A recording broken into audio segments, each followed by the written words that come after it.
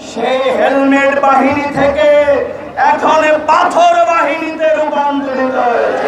আগামী দিনের বাংলাদেশ ইনসাফের বাংলাদেশ। এই আন্দোলনের মাস্টারমাইন্ড হচ্ছেন স্বয়ং আল্লাহ তাআলা নিজে। পালিয়েছে কিন্তু জুলুমের কবল থেকে বাংলাদেশ মুক্ত হয় নাই। এখনো সেই হেলমেট বাহিনী থেকে এখন পাথর বাহিনীতে রূপান্তরিত হয়েছে।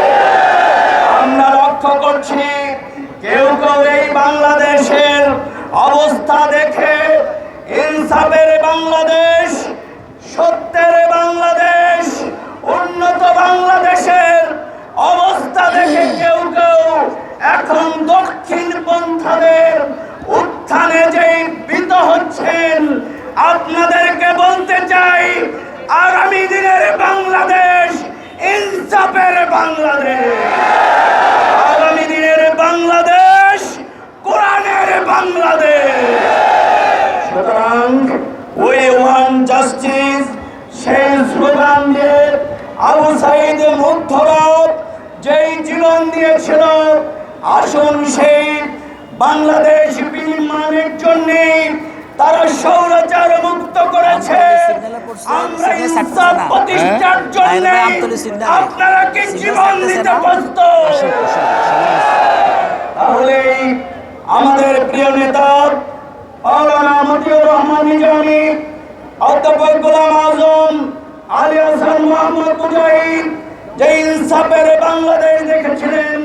মোনালিসা হেভি ফ্লো 15 পিস প্যাকেটের সাথে 8 পিসের একটি প্যাকেট একদম ফ্রি।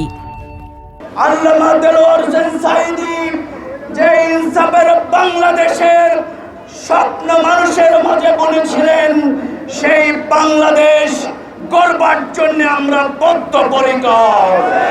আমরা আমাদের সেই শহীদ যোদ্ধাদের রাষ্ট্রীয়ভাবে আজকে জুলাই ঘোষণার মাধ্যমে তাদের বীরের মর্যাদায় ভূষিত করতে হবে।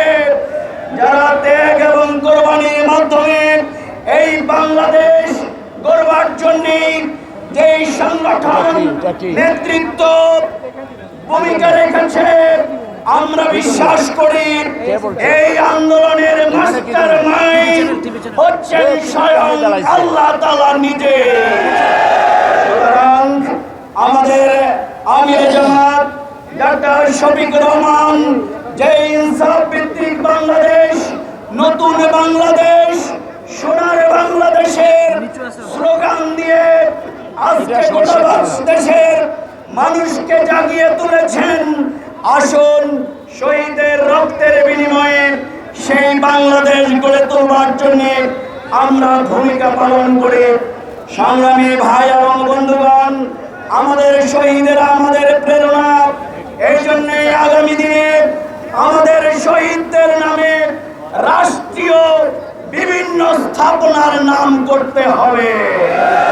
আমাদের শহীদ পরিবারকে পুনর্বাসন করতে হবে, পিয়ার পদ্ধতিতে নির্বাচন দিতে হবে, সংস্কার এবং লেডি শেখ হাসিনার খুনিদের বিচার বাংলার জমিনে অনুষ্ঠিত হবে।